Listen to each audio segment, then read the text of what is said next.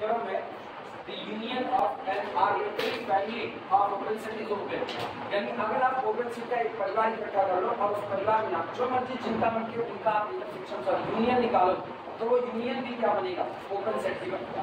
यानी कहने का मतलब है अगर G1 G2 G3 so on ये सारे के सारे लोग ये पूरा हम कलेक्शन कर लेते हैं, ये पूरा का पूरा कलेक्शन किसका ओपन सेट का कलेक्शन है। तो यूनियन ऑफ GI जहां पर I vary from 1 to so on ये चलता रहेगा। आप जितने मेंबर हैं उन सारे मेंबर का आप यूनियन लोगे तो अगर ये सब इंडिविजुअली ओपन है तो ये जो आपका यूनियन निकल करके आएगा ये यूनियन भी कैसा होगा। बहुत सिंपल है, हम लोग जानते हैं कि अगर किसी सेट को ओपन दिखाना है तो आपको ये दिखाना पड़ेगा कि वो अपने हर पॉइंट के लिए नेबरहुड का काम कर रहा है। If every point of the given set becomes an interior point of the set, then our set becomes open set। अगर सेट का हर मेंबर सेट के लिए इंटीरियर पॉइंट बन जाए, अच्छा सोचो अगर सेट का हर मेंबर सेट का इंटीरियर बन गया तो सेट अपने पॉइंट का क्या बन गया, नेबरहुड, जो कि दोनों एक दूसरे के पूरक हैं। अगर आप कहते हो point is interior of the set then set is neighbourhood of the point, दोनों बातें हो तो आप ये दिखा दो इसका हर मेंबर इसका इंटीरियर पॉइंट होगा। या दूसरा आप ये कह सकते हो कि ये अपने सारे पॉइंट के लिए किसका काम करेगा, नेबरहुड का काम करेगा। हम लोग रैंडमली मान लेते हैं let small x belong to union, माना x इस यूनियन से बिलोंग करता है, हमको यूनियन को क्या दिखाना है कि यूनियन आपका ओपन है। तो अच्छा सोच के बताना कि x belong to the union, तो अगर कोई चीज यूनियन में आती है तो यूनियन में जितने परिवार शामिल होंगे कम से कम किसी एक के पास होती है। इसका मतलब हुआ this implies that small x belong to the GI for at least one I, कम से कम कोई एक आप I ऐसा जरूर चुनोगे जिसमें x बिलोंग करेगा। I कौन, एक से लेकर के ऑनवर्ड चलता जा रहा है। यानी if x belong to the union of G lambda या union of GI, then either x belong to the G1 or x belong to the G2 or x belong to the G3 or x belong to the G4 so on or x belong to everyone। या तो किसी एक में होगा या तो सब में होगा या तो कुछ में होगा, यानी कम से कम किसी ना किसी एक सेट में तो होगा। यानी small x belong to the GI for at least one I। और अगर हम इसकी बात करें and GI be open set और GI आपका कैसा सेट है, ओपन सेट है। अगर GI ओपन सेट है तो this implies that GI must be NBD of point xi, क्योंकि कोई भी ओपन सेट अपने सारे पॉइंट के लिए नेबरहुड का काम करता है।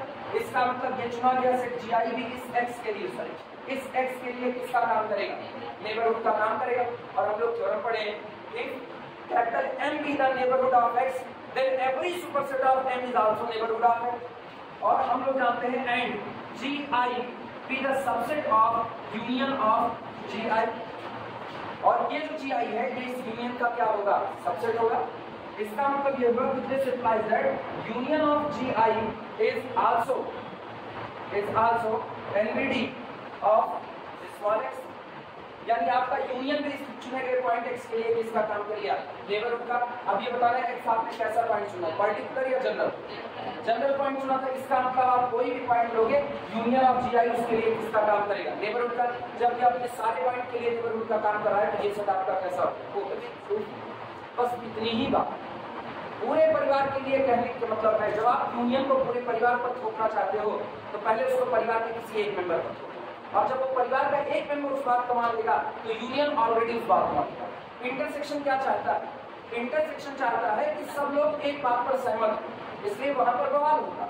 जबकि यूनियन ये नहीं चाहता कि सारे लोग सहमत हो। यूनियन कहता है पूरे घर में अगर कोई एक मेंबर भी कुछ चाहेगा तो पूरे घर में उसको मानना पड़ेगा। ये यूनियन की कैटेगरी, जबकि ये कैटेगरी इंटरसेक्शन नहीं। इंटरसेक्शन साफ सुथरा है, इंटरसेक्शन वहां जहां सारे लोग सहमत हो जाएं, यानी परिवार का एक भी मेंबर अगर एक बात पर सहमत नहीं हुआ तो वो बात कभी भी मानी नहीं जाएगी। जबकि यूनियन में अगर एक मेंबर भी सहमत हो गया तो पूरा परिवार उस बात को मानने के लिए तैयार है। क्लियर है ये बात? चलो प्रूव करते हैं इसको।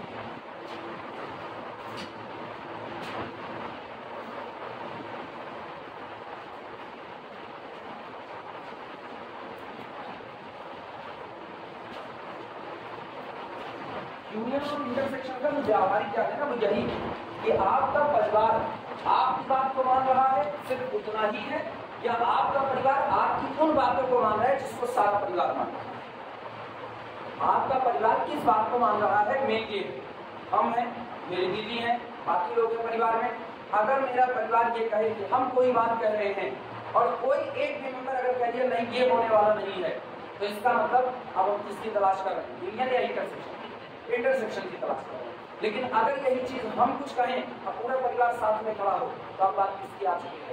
यूनियन की आ चुकी है। और ये सिचुएशन हर घर में कभी ना कभी बनती है, हर घर में कभी। मेला वाला देखिएगा, या फिर मान लो घर में फ्रिज वगैरह खरीदी जा रही है, पूछेंगे अच्छा किस कंपनी की लें तो अच्छा है? तुम कह दिए हम तो गोदरेज की लेना चाहते हैं, क्या हम वोल्टास की लेना चाहते हैं? वोल्टास की फ्रिज आती है जब खरीदवाई, चलो जिसकी आती है वर्लपूल की आती है ना, और किसकी आती है? एचपी की फ्रिज आती है। सही में उसका तो लैपटॉप आता है, फ्रिज भी आती है। मेरे को पहली बार पता चला। मेरे परिवार में कोई क्या चलो एचपी की फ्रिज खरीदते, हम तो नहीं यूनियन में आएंगे ना। चलो मान लिया एचपी की फ्रिज आती है ना। एचपी कौन वाला है? एचपी लैपटॉप वाला है, हिंदुस्तान पेट्रोलियम वाला? अच्छा ये तो लोगों को भी नहीं पता, छोड़ो यार, जो सबको नहीं पता उसकी बात ही क्यों करें। उसकी आती है गोदरेज की आती है, सैमसंग की आती है। सैमसंग की बात करते हैं। मान लो परिवार में कोई कहा चलो सैमसंग की फ्रिज खरीदते हैं, कोई एक मेंबर कह दिया और सारे लोग कह दिए हाँ खरीदते। अब मेरे जैसा कोई मेंबर रहा, वो कह दिया देखो सैमसंग की जो फ्रिज होती है उसकी जो कूलिंग कैपेसिटी होती है वो तो ठीक ठाक है, लेकिन कूलिंग करने के लिए पीछे जो पाइप गुजरती है वो पाइप इधर से बंद कर दी जाती है। दो तरह की फ्रिज होती है, बता दे रहे हैं, ये भी जान लो बेसिक। एक फ्रिज वो होती है जिसमें पीछे की साइड ओपन होता है, पुरानी फ्रिज जो आती थी, अभी भी कई घरों में अभी भी आती है, गोदरेज तो अभी भी आती है। उसमें देखो ऐसे सांप की तरह नागी डांस करती हुई पाइप घूमी रहती है और यहाँ से एक हिस्सा उसका निकला रहता है। ये पाइप ना इसको शुद्ध तरीके में शीतलक, इसमें ना कुछ फ्लो अपना होता रहता है, जो भी वो इसको ठंडा रखने का काम करता है। वो पाइप उनको बाहर से निकल आती है, इसके ऊपर ऐसे जालियां लगी। देखिए तो हो गया अपने घर की फ्रिज। एक आपकी है, अब जो सैमसंग वाली आ रही है उसमें तुमको ये जाली जो मिलेगी ना, ये अंदर में फिट मिलेगी, बाहर से उसको कवर कर दिया जाएगा। मतलब ये जाली का मैकेनिज्म बिल्कुल अलग होता है, बिल्कुल अलग होता है। अब इसके लिए दिक्कत ये होती है, अगर इसमें जरा सा चोट वोट लग गई, चक्की खराब हो गया ना, तो इसको यहाँ कोई सही नहीं कर पाएगा। अपने यहाँ सुल्तान कोई इसको सही नहीं करेगा, लोग इसको बाहर भेजेंगे कंपनी कब वापस करेगी? भगवान वाली है। इसको गली नुक्कड़ का मैकेनिक ठीक करेगा। ये बिल्कुल है जैसे आप हायाबुसा खरीद लो और चले जाओ चौराहे पर उसको मैकेनिज्म करवाने के लिए। उसका हायाबुसा थोड़ी बनाता है, हायाबुसा मोटर बाइक ना, बहुत भारी मतलब चक्का हो गया उसका, तो उसको अगर ले लिए तो बवाल में फंस गया। यही बात, अब मेरे जैसा कोई मेंबर इसको ऐसा बता दिया तो परिवार का एक मेंबर इस पर सहमत नहीं हुआ, और नहीं हुआ तो अब ये चीज नहीं हुई। जबकि यूनियन में परिवार का कोई मेंबर जैसे हम सहमत नहीं हुए फिर भी खरीद ली जाए, यूनियन ये होता है। तो यूनियन किसी एक की सहमति से नहीं चलता, नहीं सॉरी, यूनियन किसी एक की भी सहमति से चलेगा और इंटरसेक्शन सबकी सहमति से चलेगा। ये मेन अंतर हमेशा याद रखना पूरी मैथमेटिक्स में। यूनियन इंटरसेक्शन निकालते वक्त ना, या तो लोग ये वर्डिंग इस्तेमाल करते हैं x belong to something S1 और x belong to that S2, ये कहते हैं। लेकिन इसमें ना जिस स्टेज पे लोग कंफ्यूज हैं, तब आपके पास एक व्यवहारिक ज्ञान होना चाहिए। भैया अगर कोई एक भी सहमत हो गया और आप शामिल हो रहे हो तो ये बातें किसकी हो रही है? यूनियन की। और सारे सहमत हो रहे हैं तभी ये बात हो रही है कि ये किसका होगा?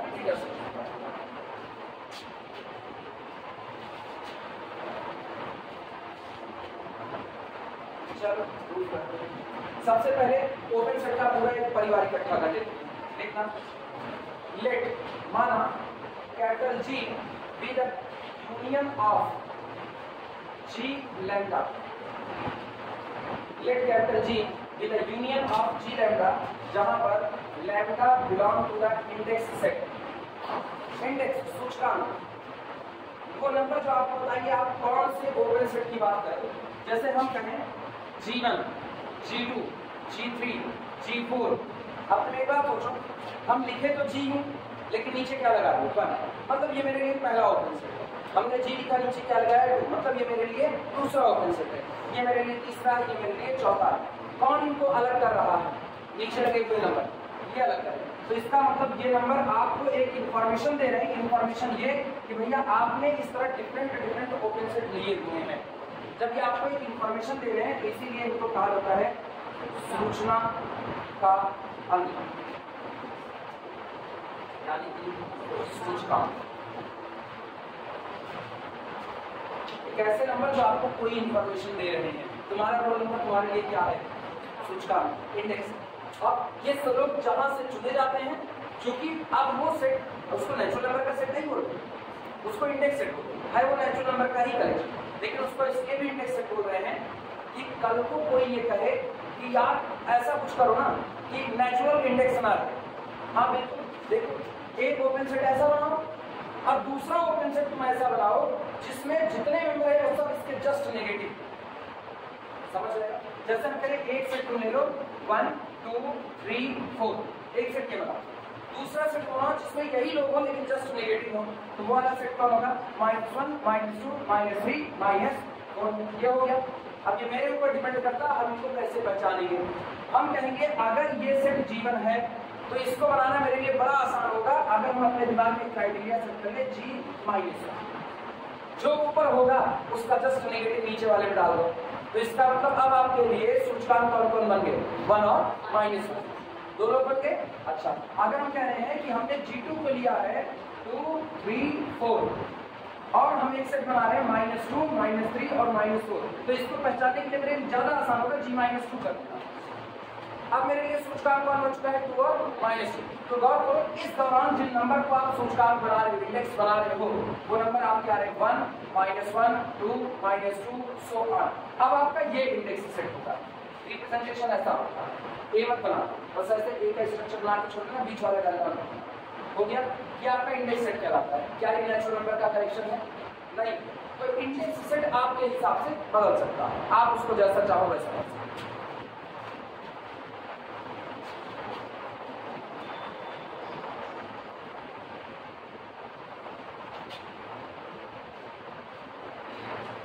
Let capital G be the union of G lambda, where lambda belongs to the index set, be the union of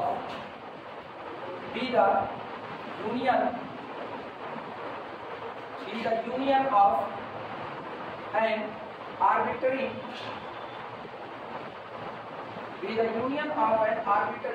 family of open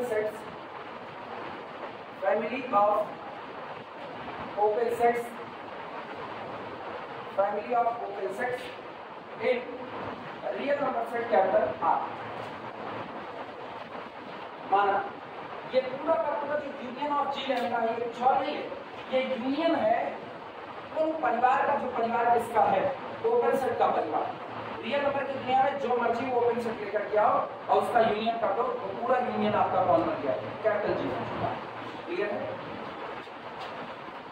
to show that, दिखाना क्या है बोल दीजिए, to show that capital G is open, to show that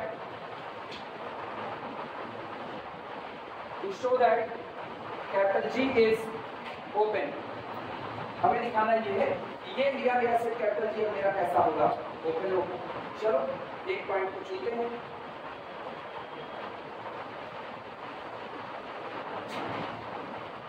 let माना small x belong to the capital G, let small x belong to the capital G, और capital G कौन है, this is the union of G lambda, this is the union of G lambda. Lambda के ऊपर कोई restrictions नहीं, arbitrary जहां से मर्जी वहां से आप लेकर के ओपन सेट को आओ, और यूनियन करने पर आपको दिखाना है फिर से आपका कौन सा सेट आएगा, ओपन ही आएगा। तो small x belong to capital G, where capital G itself union of the G lambda. This implies that small x belong to the G lambda for at least 1 lambda belong to the index set। इसका मतलब है कि आपका x किसी ना किसी G lambda में belong करेगा। G lambda कौन हो सकता है, lambda बराबर 1 के लिए वो G1 हो जाएगा, lambda बराबर 2 के लिए G2 हो जाएगा, lambda इक्वल टू 3 के लिए G3 हो जाएगा। तो आप कह सकते हो कि lambda की कोई ना कोई पर्टिकुलर वैल्यू ऐसी जरूर होगी कि ये x उसमें जाकर के बिलोंग करेगा। क्लियर है ये बात? इसका सिंस चूंकि G lambda is an open set, चूंकि G lambda कैसा सेट है, एक ओपन सेट है, so must be NVD of all of its points, इसलिए ये अपने सारे पॉइंट का क्या होगा, नेबरहुड होगा। एंड हेंस, और इसलिए कॉमा करके लिखिए, and hence must be NBD of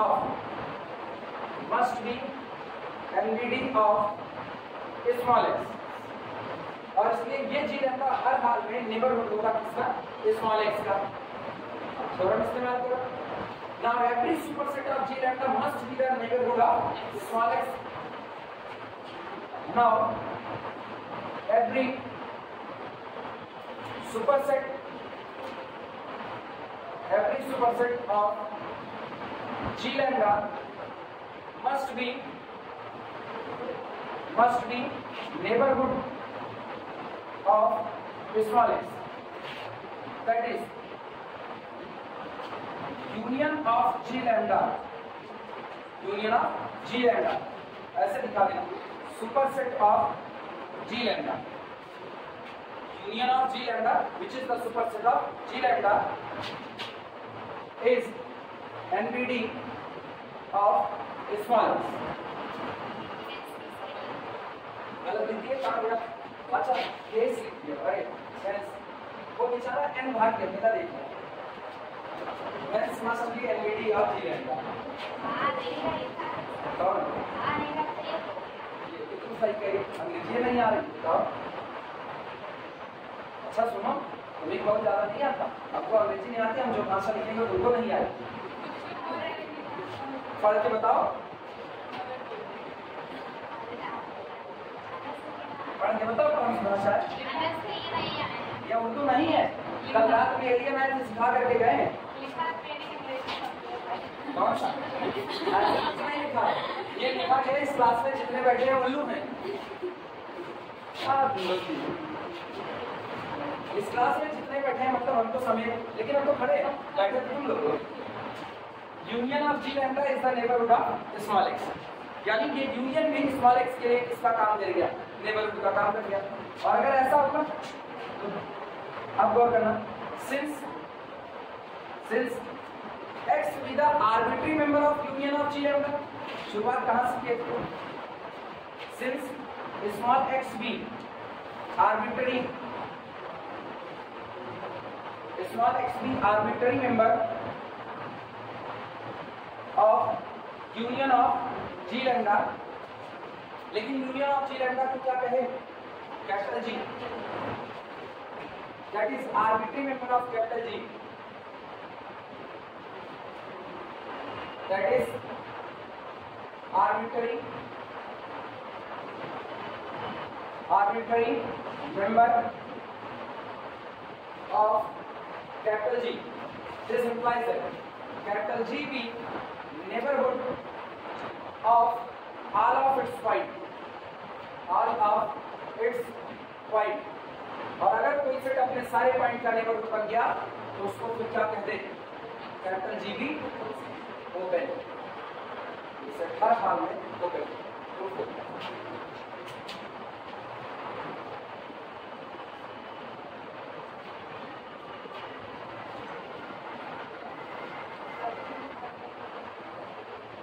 तुम चाहो तो p माइनस एप्सिलॉन से p प्लस एप्सिलॉन वाला दिखा सकते हो, आएगा।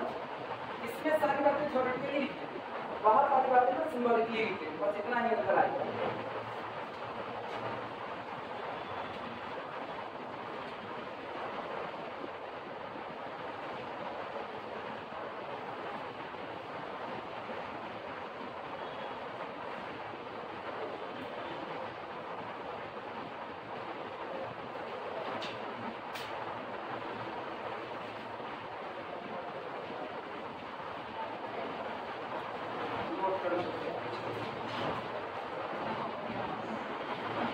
ऐसा कुछ नहीं, सरकार कुछ नहीं गिरती रहती,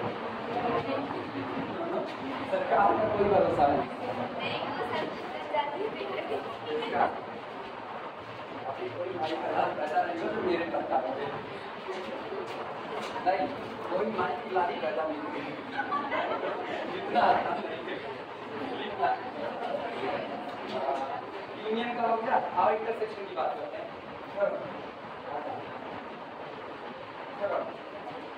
इंटरसेक्शन के साथ ये दिक्कत है, इंटरसेक्शन के साथ ये आजादी है, यूनियन में आजादी है कि अगर हमको कोई कहे कि G1 ओपन सेट है, G2 ओपन सेट है, G3 ओपन सेट है, बोलो इनका यूनियन क्या आएगा, जवाब मिलेगा इनका यूनियन क्या मिल जाएगा, ओपन है।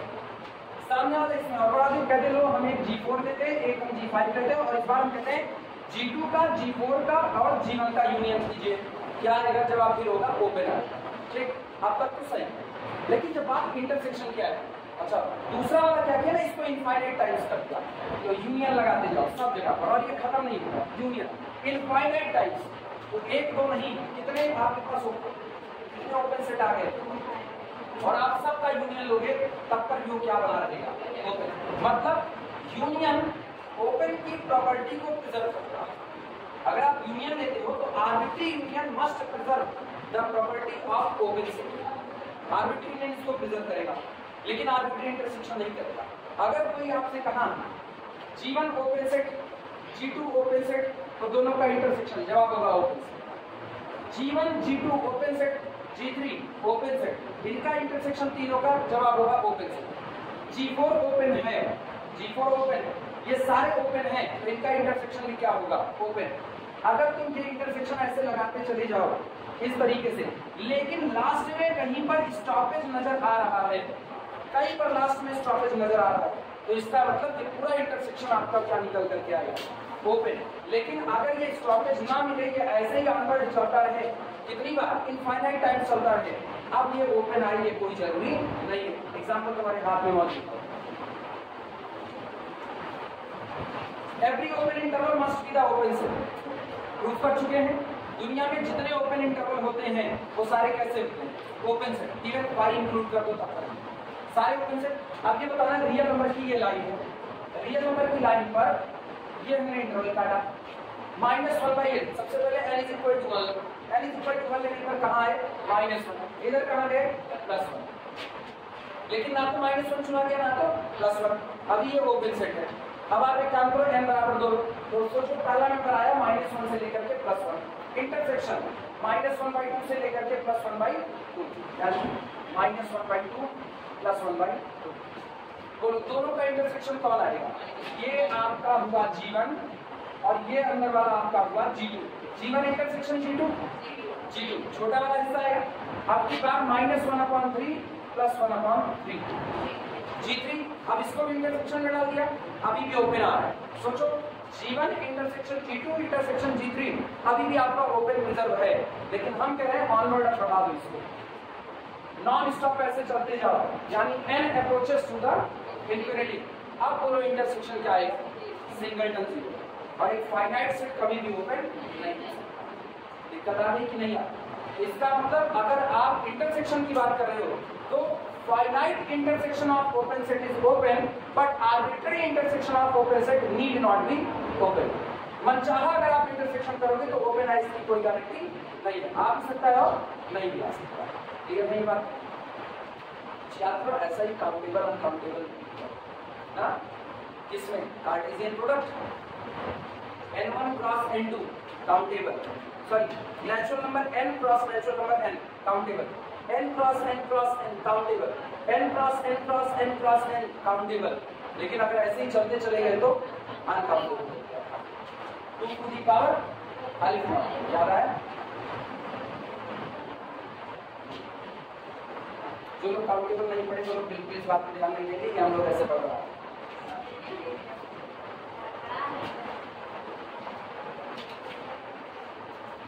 चलो जरूर लिखना, intersection of a finite collection, intersection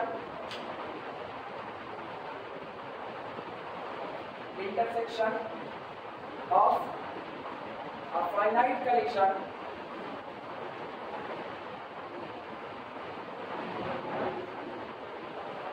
intersection of a finite collection of open sets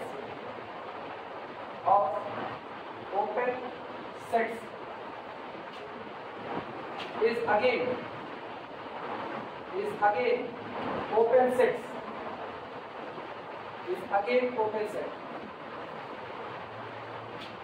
और ये जो फाइनाइट कलेक्शन है इसके नीचे अंडरलाइन कर देना। ये तुमको याद रहना चाहिए कि केवल और केवल ये बात फाइनाइट पर ही लागू है। Intersection of a finite collection of open set is again open.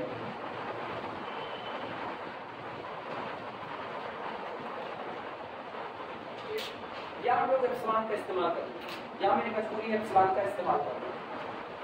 सबसे पहला काम करो, कुछ फाइनाइट ओपन सेट इकट्ठा करो और उनका क्या कर लो, इंटरसेक्शन लो। लिखना प्रूफ अपने आप से ऐसे सोचो। मान लिया G1, G2, G3, G4 so on Gn, कितने लोग चुने, n लोग। इन n लोगों को हम कहते हैं आप सभी के सभी कौन हो, ओपन। अब मुझको दिखाना है कि G1 intersection G2 intersection G3 so on intersection Gn, मतलब इन n लोगों का अगर आप इंटरसेक्शन करते हो तब परियोग क्या रहेगा, ओपन। यानी पूरे n लोगों के इंटरसेक्शन को कैपिटल G मान लो। भाई आप n लोगों का इंटरसेक्शन लोगे, कोई ना कोई सेट आएगा, उस सेट को कैपिटल G कहते हैं। तो आपको दिखाना है अगर G1 ओपन है, G2 ओपन है, सो ऑन Gn ओपन है, तो इनका जो इंटरसेक्शन G आया है वो भी आपका कैसा सेट होगा, ओपन।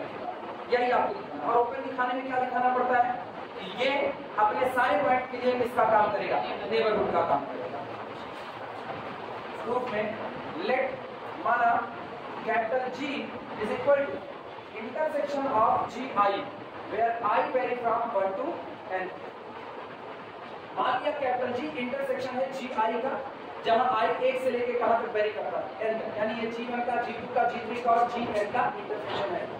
वेयर जहां पर where each Gi is open, जहां हर एक Gi कैसा होगा, ओपन।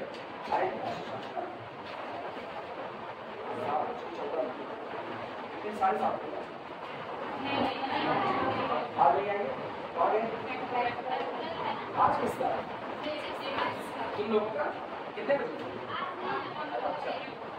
तुम लोगों ने आज किसी का है, किसका, जिसका है वो आए नहीं, यही ना। अभी तुम्हारा है नहीं है, राइट? अभी झूठ बोल रहे हैं। अच्छा सुनो, ये बताओ अब इंटरसेक्शन क्या क्या आ सकता है, अपने दिमाग से बात करो। इंटरसेक्शन क्या क्या आ सकता है, दो ही चीजें आ सकती है इंटरसेक्शन। या तो इंटरसेक्शन इम्पटी हो जाए, कुछ कॉमन हो ही ना, और या तो इंटरसेक्शन में कुछ लोग कॉमन हो जाए। यही दो ही बातें तो हो सकती है। अगर इंटरसेक्शन फाई आ गया कोई दिक्कत नहीं, phi open as well as close होना है तो फाई को क्या कर देंगे, ओपन कर देंगे। इसका मतलब अगर आपने इन लोगों का इंटरसेक्शन लिया और फाई आ गया तो वो कंफर्मली कैसा है, ओपन। तो किस्सा फंसता वहीं पर है जब ये इंटरसेक्शन फाई ना हो। चलो दिखा लिखना, if capital G is equal to phi, सबसे पहले इंटरसेक्शन को फाई करो। If capital G is equal to phi, nothing need to prove, आपको कुछ भी साबित करने की जरूरत नहीं है। Nothing need to prove, nothing need to prove। अच्छा ये वाली लाइन ऐसी है, ये जो लाइन है, ये लाइन जब जब आएगी ना, इसको अगर एक बार ध्यान से पढ़ना, एनालिसिस का फील लेते तो तुमको याद आएगा ऐसी सिचुएशन तुम लोगों के साथ कई बार बन चुकी है। जब कुछ गलती करके आओ, घर वाले के परेशान हो, कुछ मतलब हम हैं, घर वाले ऐसा कहते कभी एक बार कोई गड़बड़ हो गया नहीं कहेंगे, अरे घर वाले मतलब कुछ और ही है नहीं, ऐसा नहीं है। सुनो ये तो तब कहे ना जब आ लड़की को पेपर खराब होगा, एकदम फ्रस्ट्रेट हो जाए, एकदम फ्रस्ट्रेट हम जी नहीं पाएंगे। अब ऐसा करो ना, फिर देखो नहीं, ये नहीं कहीं जॉब फाट पड़ो मर जाओ, ऐसा नहीं। देखिए एक पेपर कुछ बोल बोलना ठीक है, खराब हो गया बैग डाल दो, बैग को लाइट ना ठीक ठाक करवा के, अब अगर डेवलप नहीं अच्छा परेशान हम वापस बतिया ले, बिल्कुल परेशान ना बता, ठीक है एक साल मान लो है थोड़ी सी कम चल जाएगा, तो ये है नथिंग नीड टू प्रूव, आप बिल्कुल परेशान मत होइए, हम आपके साथ खड़े हैं ना। ऐसा होता है। अब ये मैं कहो ऐसा नहीं था, तुम लोग अपने घर वालों को राक्षस साबित करने में तुले हुए हो, ऐसा केवल उसी के घर वाले कह सकते हैं तो एकदम अलग ही दुनिया में जी रहे हैं। If G is equal to 5, nothing need to prove. अगर आपका G इक्वल हो गया, कुछ भी प्रूव करने की जरूरत नहीं, क्योंकि 5 ऑलरेडी कैसा होता है, ओपन होता है। लिखना let G does not equal to 5, let G does not equel to 5। माना इंटरसेक्शन 5 नहीं आया, ये समझ तो जाओगे ना, क्यों प्रूफ करने की नीड नहीं है। मत कहना तो ऐसे लिख देना as phi is open, as phi is already open, phi is already open. क्योंकि फाइल खुद ही ओपन होता है तो आपको कुछ भी साबित करने की जरूरत नहीं। तो चलो मान लिया इंटरसेक्शन इम्पटी नहीं है। अगर इंटरसेक्शन इम्पटी नहीं है तो निश्चित तौर पर कोई ना कोई पॉइंट होगा जो इस इंटरसेक्शन में आया होगा। आया ना, लिखना लेट या let g does not equal to 5. This implies that there exists some small p belong to the capital G. यहाँ पर कोई ना कोई एलिमेंट p होगा जो इस इंटरसेक्शन में बिलोंग किया। अब इसी p के लिए मेरा सारा काम। अब ये बताना if p belong to the G but G is the intersection, G is equal to intersection of Gi and I vary from 1 to n. आया ना? अब गौर करना, if p belong to this intersection, it means p belong to every family present in the intersection. p हर परिवार का हिस्सा होगा जो परिवार किसका हिस्सा है, इंटरसेक्शन का हिस्सा। यानी this implies that p belong to the Gi where I is equal to 1, 2, 3 so on n. हर एक बिट होगा ऐसे लिखना for all।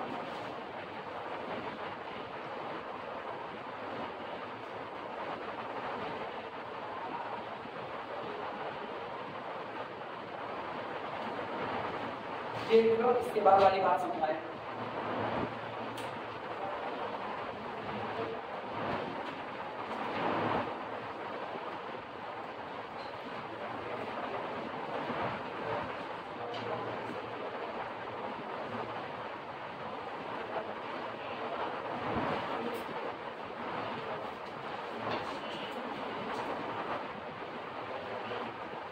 हो गया? अब सुनो, P belong to the Gi हर एक के लिए मौजूद है। सबसे पहले हम G1 को लेते हैं। जैसे मान लो ये मेरा G1 इतनी दूर तक का है, इंटरवल नहीं है, हम इसको सेट बता रहे हैं। कोई इसको इंटरवल तो नहीं सोच रहा है, ऐसा दिमाग में आया नहीं, आना भी नहीं चाहिए ना। जब हम ओपन सेट कहें तो जनरलाइजेशन सोचा, वो इंटरवल भी हो सकता है, वो कोई सेट भी हो सकता है। हर ओपन इंटरवल ओपन सेट होता है, लेकिन हर ओपन सेट ओपन इंटरवल हो ये जरूरी नहीं। रिमार्क लिखा चुके हैं। अगर आप ये बना लो 2 से लेकर के 3 तक यूनियन 8 से लेकर के 9 तक, ये ओपन सेट है लेकिन ये ओपन इंटरवल नहीं हो सकता। तो ऐसी सिचुएशन भी सोचा करो और इंटरवल वाले भी सोचो, जनरलाइज करो दिमाग को, पर्टिकुलर में मत। अब ये बताना P belong to the G1, तो इसका मतलब हम लोग लिख सकते हैं, देखना if P belong to the G1, चूंकि P G1 में होगा, G2 में होगा, G3 में होगा, Gn में सब में होगा। लिखना मत, बस ऐसे समझो। P belong to the G1 एक बात, P belong to the G2 दूसरी बात, P belong to the G3 तीसरी बात। इस तरीके से चलते हुए P belong to the Gn आखिरी बात। आया ना? और आप कह रहे हो G1, G2, G3, Gn सारे के सारे कैसे ओपन? अगर ये ओपन है तो इसका मतलब P इसका कैसा पॉइंट होगा, इंटीरियर पॉइंट। और अगर P उसका इंटीरियर पॉइंट है तो इसका मतलब हुआ this implies that there exist radius epsilon 1 conformally greater than 0 such that कि open interval P minus epsilon 1 से P plus epsilon 1 totally contained in the G1। आया ना? लिखा जा सकता है if P belongs to the G2 there must exist a radius epsilon 2 greater than 0. This implies that there exists epsilon 2 greater than 0 such that open interval P minus epsilon 2 से P plus epsilon 2 totally contained in the G2। इसी तरीके से there exists epsilon 3 greater than 0 such that open interval P minus epsilon 3 से लेकर के P plus epsilon 3 conforming to the subset of G3। और इस तरीके से ये कहानी आगे बढ़ते हुए there exists epsilon n greater than 0 such that the open interval P minus epsilon n से P plus epsilon n conforming contained in the G10। क्या ये सारी बातें सही हैं या नहीं मानते हैं? अब ये बताना तुम्हारे पास कितनी रेडियस है। तुम्हारे पास P आपका सेंटर है, आप दिमाग दौड़ा लें, P तुम्हारा सेंटर है, P से तुम्हारे पास एक रेडियस है एप्सिलॉन 1। आया ना? दूसरी रेडियस कौन है? एप्सिलॉन 2। तो इससे एक बात होगी, या तो एप्सिलॉन 1 रेडियस बड़ी होगी या तो एप्सिलॉन 2 बड़ी होगी। कौन सी बड़ी माने? कौन सी बड़ी माने? जो कहो वो माने। एप्सिलॉन 1 को बड़ी माने, तो इसका मतलब एप्सिलॉन 2 रेडियस यही कहीं रुक गई होगी, है ना? अब एक रेडियस तुम्हारे पास एप्सिलॉन 3 की है। अब एप्सिलॉन 1, एप्सिलॉन 2, एप्सिलॉन 3 में कोई एक रेडियस सबसे बड़ी होगी और कोई एक सबसे छोटी होगी, है ना? मान लिया एप्सिलॉन 2 सबसे छोटी है और तो एप्सिलॉन 3 आपका यहाँ तक हो गया, यहाँ से यहाँ एप्सिलॉन 3। सहमत हो इस बात से? अगली रेडियस कौन है? एप्सिलॉन 4। मान लिया एप्सिलॉन 4 और छोटी है तो वो अंदर आ गई। मान लिया एप्सिलॉन 5 और छोटी है और मान लिया एप्सिलॉन 1 से बड़ी है। तो आपके पास अलग अलग वैरायटी की रेडियस है कि नहीं? आप उस अलग और सारी वैरायटी के सेंटर कौन है? तो आप उस सारी वैरायटी में सबसे छोटी रेडियस का सिलेक्शन करें, सबसे छोटी रेडियस। अब सबसे छोटी रेडियस का इंटरवल या G1, G2, G3, G4, G5, Gn सब में होगा कि नहीं? वापस जिनको नहीं समझ में आ रहा है वो लोग इस बात को फिर से ध्यान दें। ये सारी बातें तो समझ में आ रही है? अब दिमाग में रखना,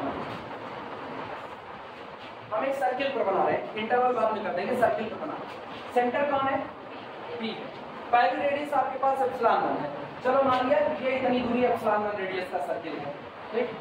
ये आपकी रेडियस है एप्सिलॉन 1। सहमत हो? फिर आपके पास दूसरी रेडियस कौन आती है? एप्सिलॉन 2। अब या तो एप्सिलॉन 2 एप्सिलॉन 1 से बड़ी होगी और या तो छोटी होगी। चलो मान लिया एप्सिलॉन 2 एप्सिलॉन 1 से बड़ी है। इसका मतलब अब आपकी ये वाली जो रेडियस है ये कौन है? आया। अगर हम इसकी बात करें तो open interval P minus epsilon 1 से P plus epsilon 1 contained in the G1, आया ना? And the open interval P minus epsilon 2 से P plus epsilon 2 totally contained in the G2, but the radius epsilon 1 is less than radius epsilon 2, आया ना? तो ये बताना ये जो बड़ी रेडियस का सर्किल है ये G2 में कंटेन्ड है, तो इससे छोटी रेडियस का सर्किल एप्सिलॉन 1 वाला क्या वो भी G2 में कंटेन्ड होगा कि नहीं? यानी अब ये बात तय हो चुकी है, अगर हम दोनों में से मिनिमम चुन ले, एप्सिलॉन 1 मिनिमम है, तो ये जो P माइनस एप्सिलॉन 1 से P प्लस एप्सिलॉन 1 तक का आपका सर्किल आया है ये G1 में भी कंटेन्ड होगा और ये G2 में भी कंटेन्ड आया। एक पॉइंट को सेंटर मान करके छोटी रेडियस का सर्किल G1 में कंटेन्ड है और उसी पॉइंट को सेंटर मान करके बड़ी रेडियस का सर्किल G2 में कंटेन्ड है, तो छोटका वाला भी G2 में कंटेन्ड हो गया कि नहीं हो गया? ये बात तो फील की है। अगर अब आपके पास एक रेडियस है कौन सी? एप्सिलॉन 3। मान लिया एप्सिलॉन 3 के बीच में ये आपकी होगी एप्सिलॉन 1। अब ये बताओ देख करके एप्सिलॉन 1 यही तक है, एप्सिलॉन 2 पूरा है और एप्सिलॉन 3 इतना, सबसे छोटा कौन? तो एप्सिलॉन 1 रेडियस का सर्किल G1 में भी होगा, G2 में भी होगा और G3 में भी होगा। सहमत हो इस बात से? इसका मतलब अगर हम एक और रेडियस बनाए, आपकी गौर करना ये और इसकी रेडियस हम कहते हैं इसकी रेडियस एप्सिलॉन 4 है, तो एप्सिलॉन 4 वाला जो रेडियस का सर्किल है ये किसमें कंटेन्ड है? G4 में। अब सोचना एप्सिलॉन 4 वाला G4 में कंटेन्ड है, लेकिन उसी दौरान तौर पर एप्सिलॉन 4 वाला एप्सिलॉन 3 के अंदर में आ रहा है कि बाहर जा रहा है? अंदर। तो इसका मतलब एप्सिलॉन 4 रेडियस वाला सर्किल किसमें? G3 में कंटेन्ड होगा। यानी जो सबसे छोटी रेडियस वाला सर्किल है तो सब में कंटेन्ड होगा, हाँ या ना? इस बात पर सहमत हो सारे लोग? तो हम लोग क्या करने वाले हैं, ये जो epsilon 1, epsilon 2, epsilon 3, epsilon n radius थी, इसमें सबसे मिनिमम रेडियस चुन लेंगे कौन सी? एप्सिलॉन। सबसे मिनिमम जो होगा उसको क्या मान लेंगे? एप्सिलॉन। लिखा जाए इस बात को।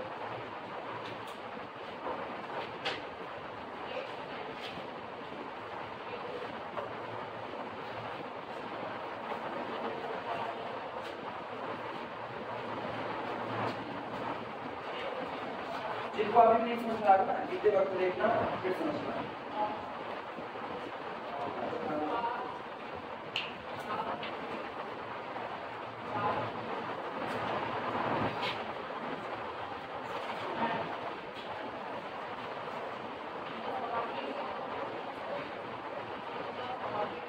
This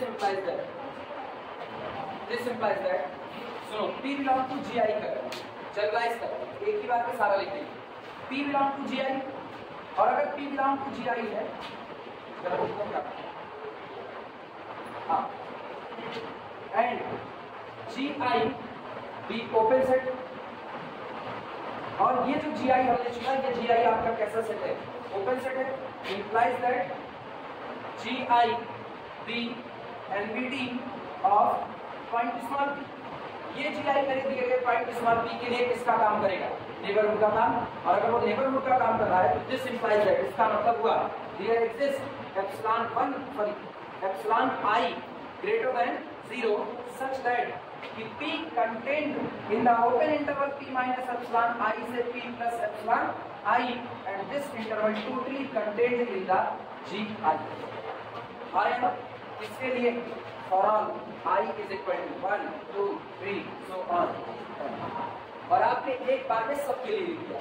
जब आप सेट G1 को चुनोगे तो रेडियस कितनी लोगे? एप्सिलॉन। जब आप सेट G2 को चुनोगे तो रेडियस एप्सिलॉन।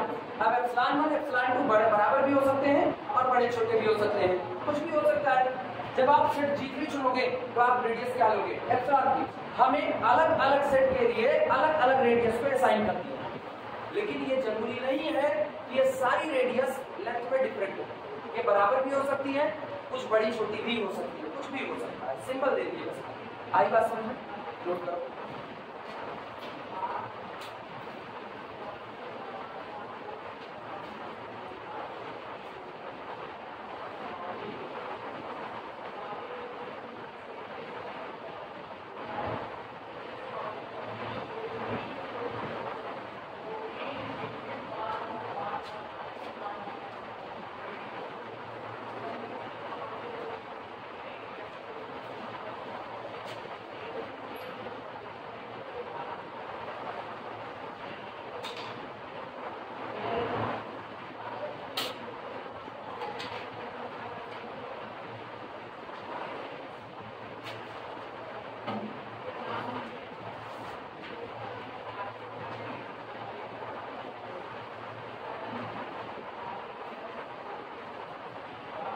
लोगों को आसानी से समझ रहा है, इसलिए हम थोड़ा सा लेंदी कर रहे हैं, थोड़ा सा बस मुश्किल से 4-5 लाइन इससे लंबी कर, तो मर्जी उसको छोटा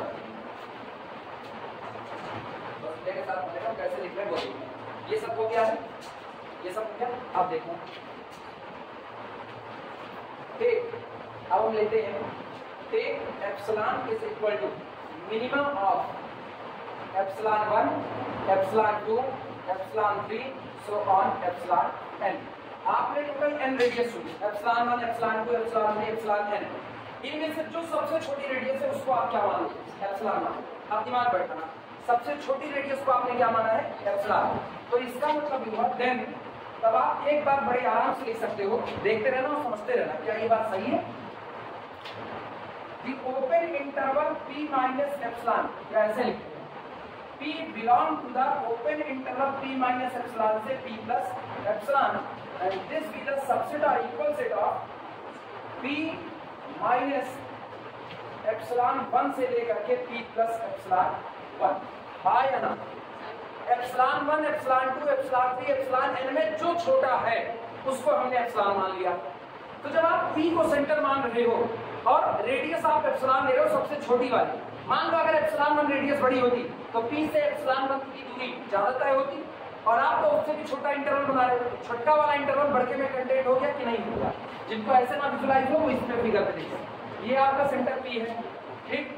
और हम कह रहे हैं यहाँ तक की रेडियस मेरी कौन है? एप्सिलॉन। ये p से लेकर के यहाँ तक एप्सिलॉन 1 है, ये पूरी। हम कह रहे हैं या तो एप्सिलॉन इस एप्सिलॉन 1 के बराबर होगा और या तो इससे भी छोटा होगा। अगर इसके बराबर होगा तो ये दोनों आपस में इंटरवल क्या होगा? बराबर, क्योंकि एप्सिलॉन बिकम्स एप्सिलॉन 1, तो इसका मतलब p माइनस एप्सिलॉन 1 से p प्लस एप्सिलॉन 1 और every interval must be the subset of itself because every set B the subset of itself. आया ना? तो इसलिए बराबर हो सकते हैं। लेकिन अगर रेडियस एप्सिलॉन छोटी हुई तो अगर रेडियस एप्सिलॉन छोटी हुई तो एप्सिलॉन बड़ी बैठेगी और सेंटर वही है आपका, ये आपकी रेडियस कौन हो जाएगी? आया ये आपका एप्सिलॉन। और आप बताना एप्सिलॉन रेडियस का ओपन इंटरवल क्या एप्सिलॉन 1 रेडियस के ओपन इंटरवल का कंटेंट हो जाएगा कि नहीं? यानी आपकी प्रॉपर सबसेट। सहमत हो इस बात से? लेकिन तुम ये बताओ ये किसका है? ये पूरा का पूरा कंटेंट है G1। आया ना? यहाँ आना। There exists epsilon 1 greater than 0 such that p belong to this and this contained in the GI। मतलब जब आपकी रेडियस एप्सिलॉन 1 है तो आप किसमें कंटेंट हो? G1 में कंटेंट हो। लिखा जा सकता है कि नहीं? अगली बात गौर करना। फिर अब यही बात फिर हम कहते हैं P belong to the open interval P minus epsilon से P plus एप्सिलॉन, क्योंकि इस ओपन इंटरवल का सेंटर ही कौन है? P है। और दिस भी the subset or equal subset of P minus epsilon 2 से P plus एप्सिलॉन 2। ये बताना एप्सिलॉन 1 एप्सिलॉन 2 में जो मिनिमम होगा वो एप्सिलॉन बनेगा, आया ना? अगर हम कहते हैं जो एप्सिलॉन 2 है यही मिनिमम है, तो ये एप्सिलॉन कौन? एप्सिलॉन 2, तब तो ये अपना खुद का सबसेट हो ही जाएगा। लेकिन अगर हम करें एप्सिलॉन 1 छोटा है, तो फिर देखना आपका सेंटर कौन है? P। आप ये दूरी तय कर लिए तो ये दूरी आपकी कौन हो गई? एप्सिलॉन 2। और फिर आप अगली दूरी क्या लिए? Epsilon 1। If epsilon 1 is less than epsilon 2, then this will be the P plus epsilon 1 and P minus epsilon 1। अब बताना एप्सिलॉन 1 रेडियस का सर्किल या एप्सिलॉन 1 रेडियस का इंटरवल एप्सिलॉन 2 के अंदर में कंटेंट हुआ है बाहर में? अंदर में कंटेंट हुआ। इसका मतलब जब आप लिखते हो कि आपने मिनिमम आना है एप्सिलॉन को, तो P content in the minimum radius interval and this minimum radius interval content in other interval which is bigger than this, तो इससे बड़ा उसमें कंटेंट आया ना? लेकिन ये इसमें कंटेंट है G2 का सबसेट है। अब ये बताना हम यही बात ऑनवर्ड बढ़ा देते हैं, तो अब सो ऑन चलते चलते लास्ट वाली बात होगी P belongs to the open interval P minus epsilon n से लेकर के नहीं सॉरी P minus epsilon से P plus epsilon, this be the subset or equal subset of P minus epsilon n से P plus epsilon n and this be the subset of G। लिखा जा सकता है।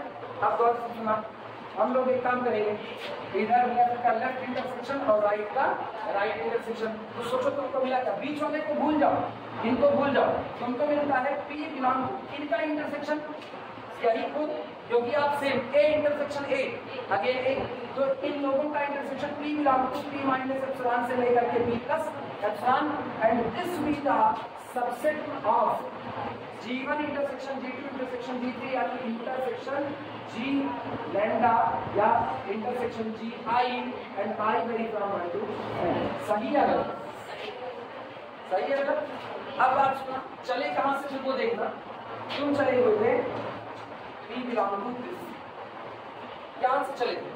P belong to the intersection, और P intersection से था तो आज की तारीख में पॉइंट के और इंटरसेक्शन वाले सेट के बीच में एक ओपन इंटरवल आ गया कि P content in the open interval content in the set, it means this set must be the neighbourhood of P। और x का आप P कैसा पॉइंट चुने? आर्बिट्री, इसका मतलब इंटरसेक्शन अपने सारे पॉइंट के लिए इसका काम नेबरहुड आया, चाहे वो ऐसे लिखो जैसे हम लिखे हैं, और चाहे एक लाइन में बात खत्म करो ऐसे लिखो, नोट करो।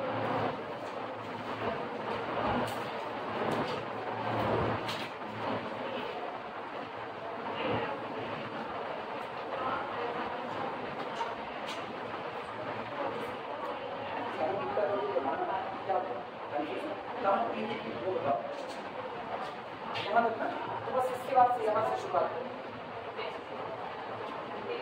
बीच में इसमें लाइन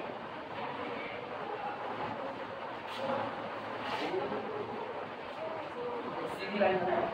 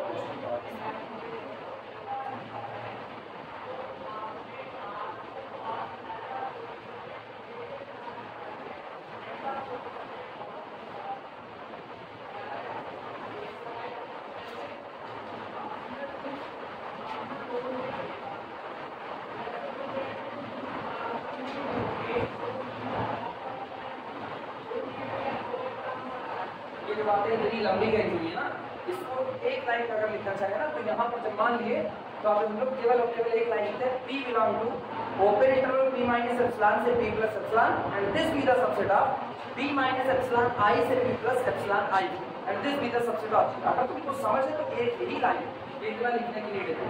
और अगर थोड़ा सा लगे कि हाँ भैया कल को कंफ्यूजन हो सकती है तो 1 2 3 4 5 6 line extra.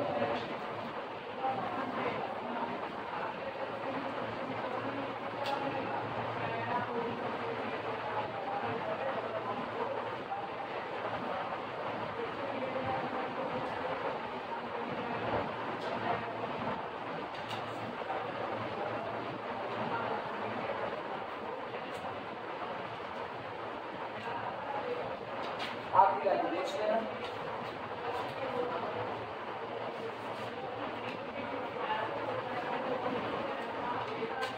Since PB arbitrary member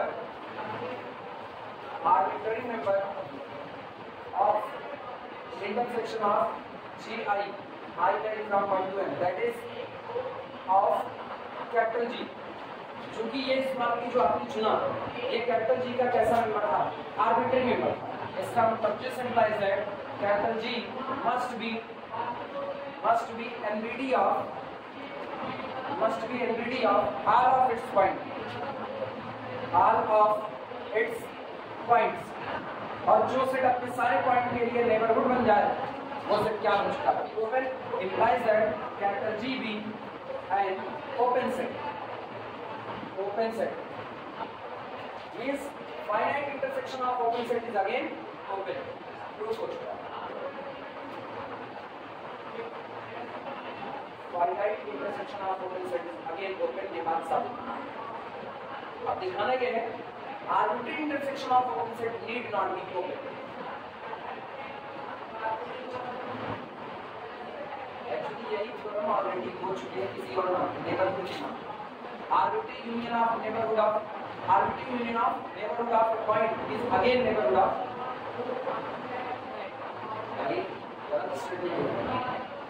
arbitrary neighborhood। अगर हम ये कहें arbitrary union of neighborhood of a point is again neighborhood of that point, की बात गलत है, ये गलत है, सही है।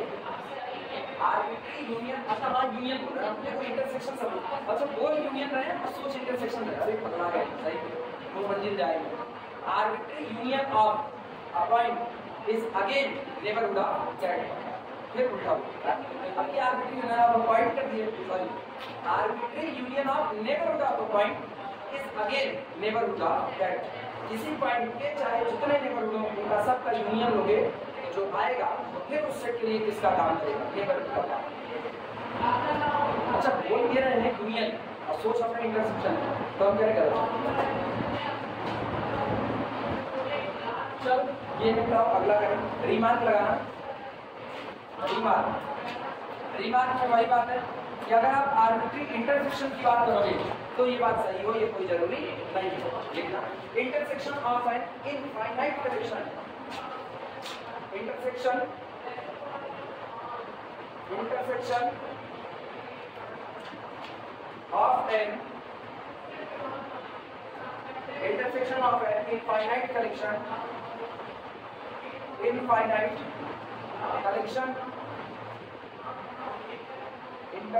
of an infinite collection of open set need not be open, need not कोई जरूरी नहीं, need not be open, need not be open।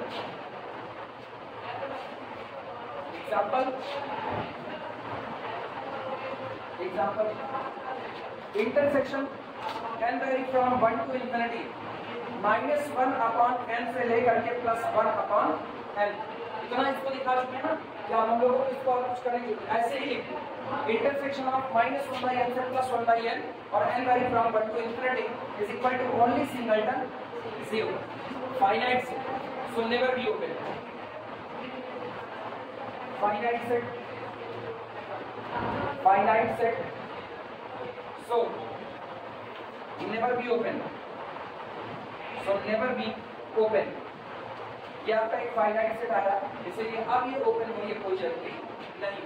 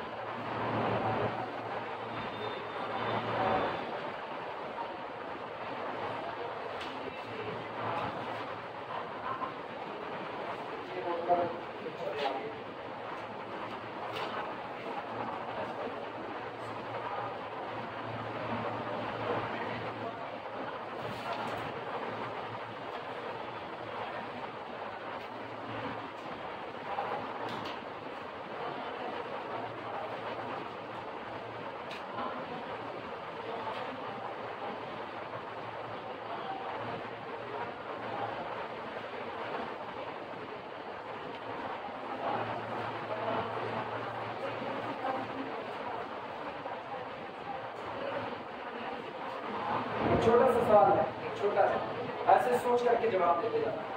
मिटाए दे इसको, हो गया?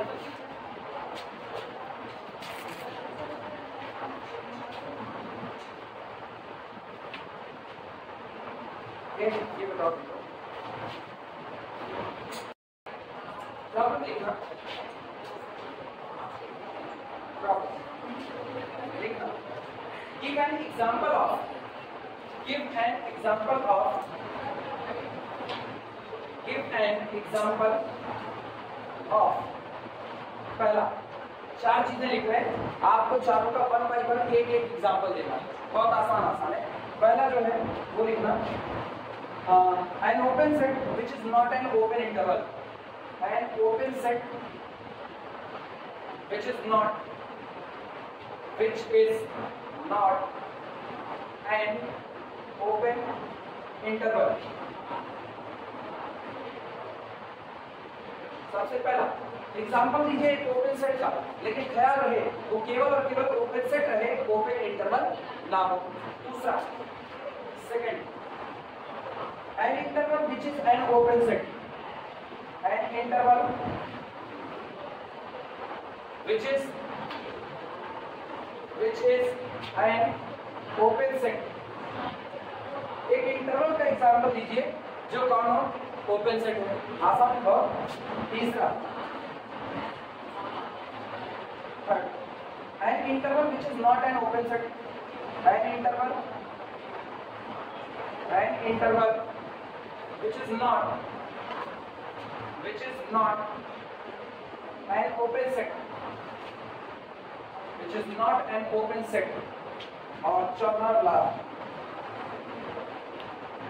a set which is neither an interval nor an open set, a set which is neither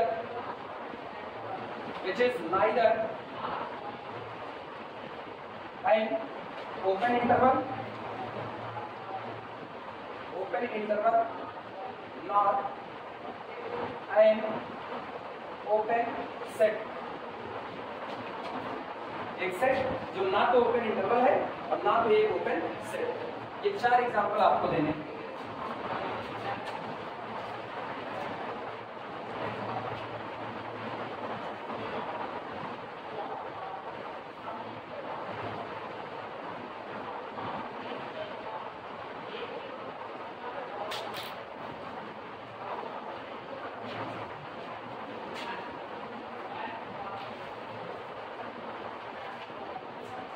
और पता है एग्जांपल देना तो लॉजिक के साथ देना, ये नहीं कि बिना लॉजिक के चलना है।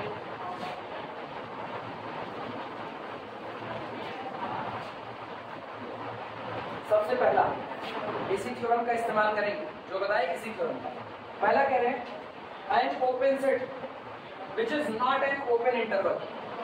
आप पहला एग्जांपल वो लगाइए जो एक ओपन सेट तो हो लेकिन ओपन इंटरवल ना हो। अब मेरे दिमाग में पहली थ्योरम चल रही है, दो थ्योरम मेरे दिमाग में चल रही है। एक बात मेरे दिमाग में चल रही है, every open interval must be a open set. पहला तो ये चल रहा है। और दूसरा मेरे दिमाग में चल रहा है open set union open set is again open set. दो बातें मेरे दिमाग में चल रही हैं। तो अगर हम बेस थ्योरी की बात करें, ये मत लिखना जो अभी लिख रहे हैं, base theory, base theory, base theory में आपके पास पहली बेस थ्योरी है every open interval, every open interval must be open set, must be open set। और दूसरी बेस थ्योरी आपके दिमाग में है open set union open set is equal to again open set. आया ना? तो बेस थ्योरी पहला एग्जांपल देखिए। फर्स्ट पहले में कह रहा है ओपन सेट दीजिए लेकिन वो ओपन इंटरवल ना हो।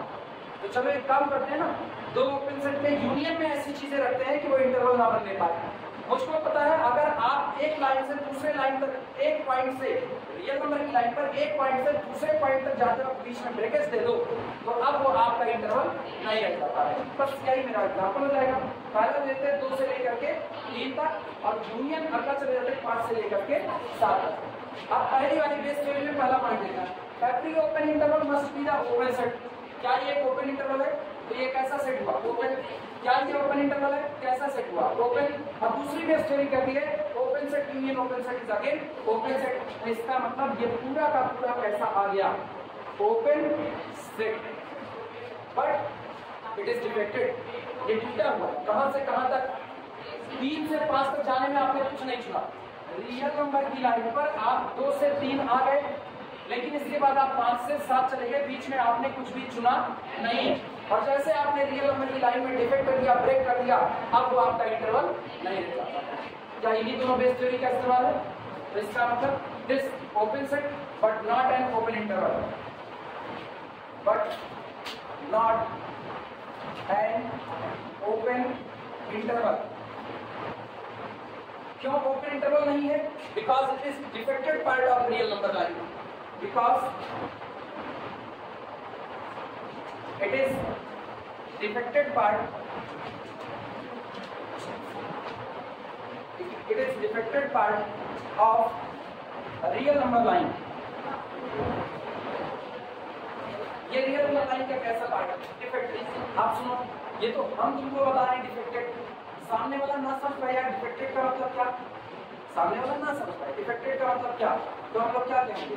तब हम लोग यही बात कहेंगे open interval is open set, base theory ऐसे लिख देना बेस थ्योरी, और इसी on the basis of above this is equal to open set but not an open. चल जाएगा पता? अभी अपने समझ के लिए लिख सकते हैं। पहला एग्जांपल ये होगा। दूसरे में कह रहा है एन इंटरवल, एक इंटरवल दीजिए लेकिन वो इंटरवल ओपन सेट नहीं होना चाहिए। अब दिमाग दौड़ाओ। हाँ, ओपन सेट नहीं होना चाहिए।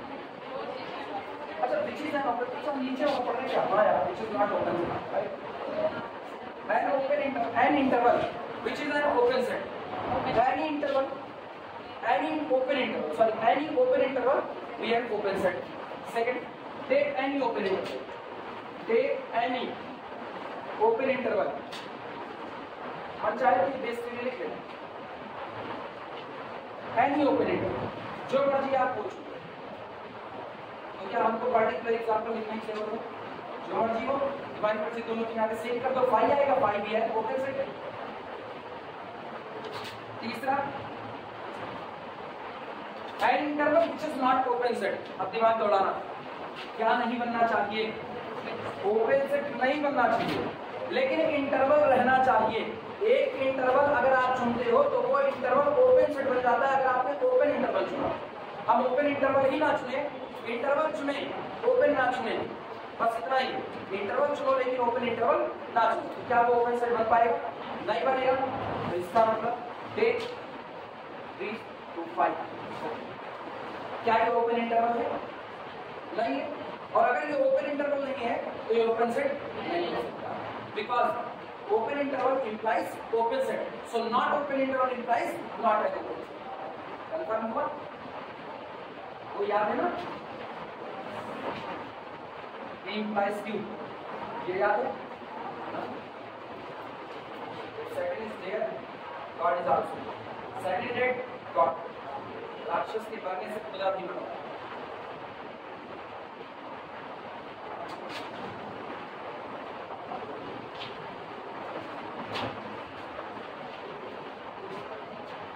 This is an interval, but not open set.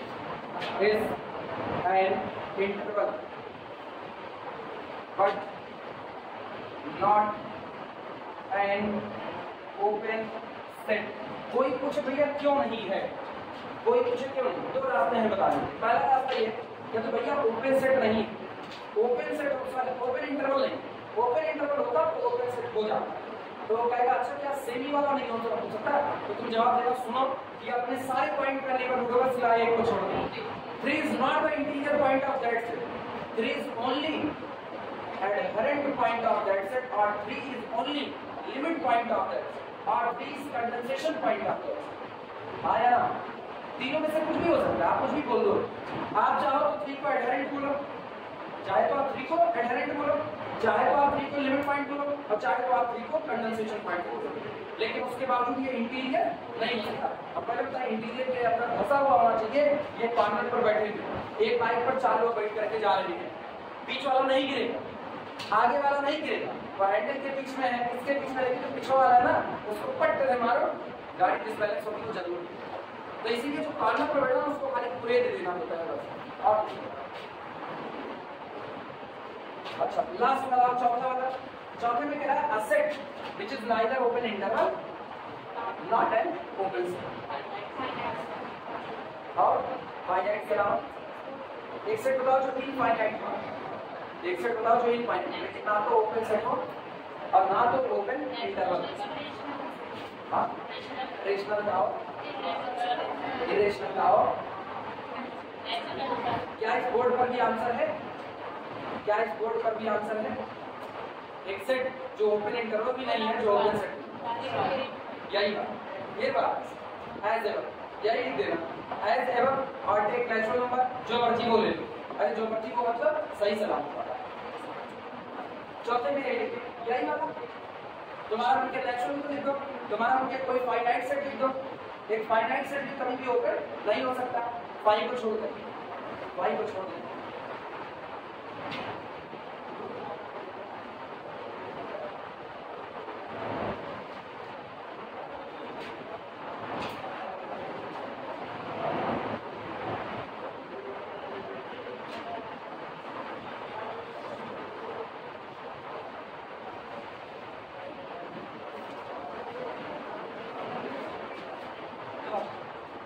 नीचे बिठा दे इसको.